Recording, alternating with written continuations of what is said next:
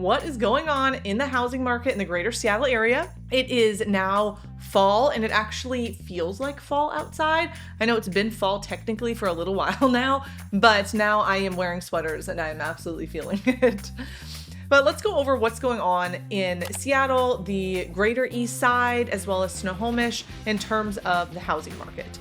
So we're going to go over residential home sales, pending homes, and active homes. The combination of rising inventory, softer pricing, and lower mortgage rates is making this fall a really good time to be a buyer.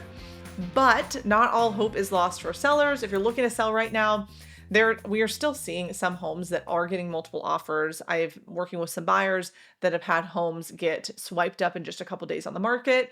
And that's not uncommon to see right now for homes that are presented really well and priced really well in certain areas, right? And in certain price points. But at the same time, we are also seeing a lot of homes sit on the market longer, and we're obviously seeing a lot more inventory than we're used to, which has been the story for a little while now. Before we dive in, I'm going to pull up a map just to a little refresher as to where everything is if you are not local to the area. So when I talk about the east side, I'm referring to this area here-ish. This is not 100% accurate, you know. I need to actually make a map probably that I could share that shows exactly grayed out where the east side is. But that is your general east side area. So Bellevue, Redmond, Kirkland is encompassed in there, as well as some other cities. Then this is Seattle. So your two bridges, right, that are going over, or you could go up and over. And then this is Snohomish. I live in Clearview. So I do business in Snohomish, although a lot of what I do is in the greater Bellevue area. This is a map of the area. We have Pierce County down here, so Tacoma, and that is the greater Seattle area. First, we're going to jump into the east side, then we'll touch on Seattle as well as Snohomish. So as you see here, we have a lot more inventory than normal. The blue is active listings at the end of the month, and then the gray is pending. And all of these statistics, so they're taken from the MLS, and it is the previous month's sales. So you're able to wrap up the whole month. So this is for the month of September, what we saw. As you can see here, pending sales are actually ahead of where they were the previous year. So it's not that homes aren't selling, which has been a fear for some sellers out there. There's just a whole lot more options to choose from. New pending sales, so it actually rose 6% for the month over the prior year, while closed sales increased 8% for the month, but are still down 6% year to date. And then here we're seeing the median closed sales price, which rose 3% year over year and is actually the first year over year gain in 5 consecutive months. This landed us at $1,575,000 as the median sold price. And that figure is 7.2% below our 2025 peak, which was in April of $1,697,500, which is a pretty typical seasonal retreat as inventory rises. This is something that we normally are seeing every year, right? Even though this year is a little more severe in certain aspects with the number, inventory numbers and things like that. Here you can see, so we're seeing homes like that sold above list price, at list price, and below list price. So there are 14% sold above list price, 13% sold at list price, but then we're seeing quite a few selling below list price and a huge chunk with a price change before sale. And this is what is so important about pricing your home correctly, because if you do not price it correctly, you're going to be sitting on the market and you're ultimately likely going to do a price reduction.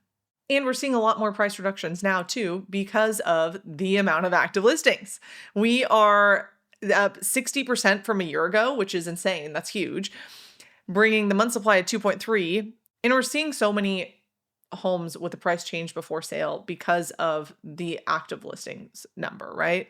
So active inventory continues to climb. It's up 60% from a year ago, bringing the month supply to 2.3, which is a 51% increase year over year. And the result is that buyers now have more choices and leverage. And so the leverage oftentimes is getting sale price down. It might be perhaps accepting a contingent offer. It could be negotiating more on an inspection. It could mean a handful of things, but buyers are oftentimes nowadays having the upper hand. And a little guidance for sellers: homes that have been listed over 30 days without an offer or a price drop likely need a price adjustment. And we're typically seeing that be roughly 5%. 5% is allowing you to populate as a new listing. It's not going to change your days on market, right? But it can help you populate as a new listing and hopefully gain more traction on your home. However, the best way, of course, to see what your price reduction should be is using comparable active listings, right? Where are those listings at? And then also, you should have been doing this before you listed, but what was pending and sold sales likes as well. And to wrap up the East Side, so over the past years, the East Side follows a pretty consistent rhythm with the pace of the market over the span of a year. Prices typically rise about 10% plus or minus from December to April, which is driven by pent-up demand after the holidays. This is also why we see such a strong and early spring market. We're seeing this oftentimes starting in January and February, and prices are rising and rising. Then we see a roughly 9% decline from April to December. And this is often because of new listings that have surged and competition increasing. And the dynamic is mostly rooted in the difference of timing between sellers and buyers. So sellers often need 3 to 6 months to prepare their homes, while buyers can act immediately. They might not think they're ready to buy a home, but then the right one comes on and they can jump on it, which is not the same for sellers. And this is what oftentimes creates a first quarter demand surge that drives multiple offers and also drives price spikes. And then as inventory builds from March through the summer, multiple offers diminish a lot more and prices normally level or soften a bit. But 2026 could break this pattern. With 1,303 active listings already on the market, early year inventory may be sufficient to limit bidding wars. In September, only 14% of sales received multiple offers, which was down from 32% in 2023 and 35% in 2024. And if that trend holds, 2026 could open with a more balanced market, moderating the usual winter to spring price spikes. So we're going to see what happens with that, but it is some pretty interesting things to note of what we're seeing in the greater Seattle area.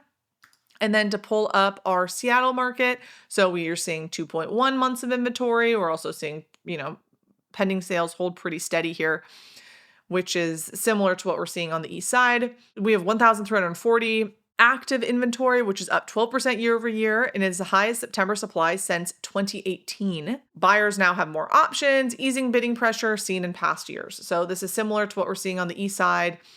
Sales price are up 4% year over year at $975,000 for the median close sale price. And then a little bit of market behavior. So we are seeing a few more homes sell above list price in Seattle than we were on the East Side, 21%, 20 at list price, 22 below list price, and then 37 had a price change before. We're seeing homes that have under 15 days on market sell 100% of median sale price or list price. Looking at this graph right here, we are seeing homes under 15 days on the market sold at 100% of median sale price list price, which does show you that speed and pricing discipline still matter, both for sellers, right, as they're pricing things, and then also for buyers. You need to be ready. You need to have your pre-approval in hand, because if the right one comes up, there's a chance you don't have all the time in the world, right?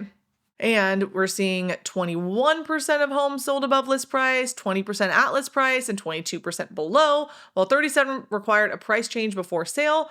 A more negotiated market, sellers must price precisely because buyers can't afford to be selective. And real quick, we're going to jump into Snohomish. So this is Snohomish County, and everything I've gone over today has been residential. So Snohomish has a little bit less inventory than we're seeing in Seattle on the East Side at 1.9 months of inventory. We, again, pending sales are on par with where they've been year over year. We did see a 3% decrease in median sold price, landing us at $750,000. And again, this is for all of Snohomish County. So if you're looking in more specific parts within Snohomish County, same goes for, King County, in Pierce County, or anywhere in the greater Seattle area, we can look at those specific statistics. But for Snohomish County as a whole, which is, pretty large, We saw 17% sell above list price, 18 at list price, 20 below, and 45 having a price change before sale.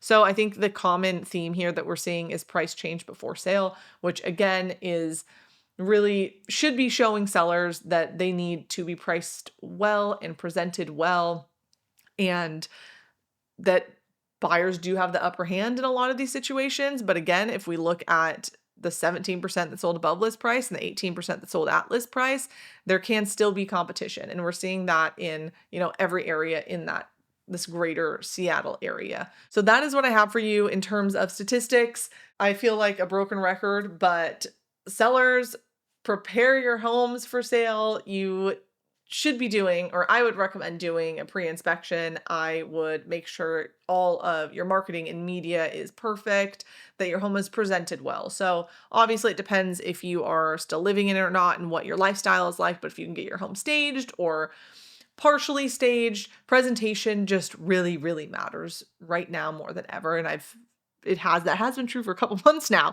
but presentation really matters, pricing really matters, and buyers, you have the upper hand in a lot of situations here, but at the same time, the perfect house might come on and you might have really good taste and it could garner a lot of interest, right?